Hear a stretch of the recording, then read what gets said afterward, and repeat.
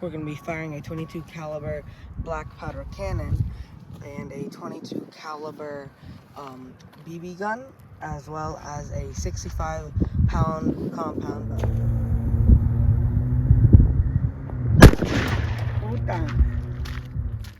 Alright, so with the cannon, you can see that it went in, that one right there went in about 5 inches, 4.5. That one went in about 2.5. 2.5.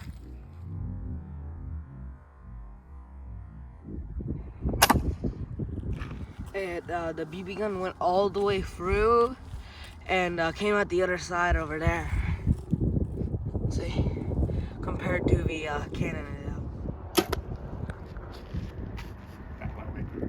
I don't think you need anything to prove.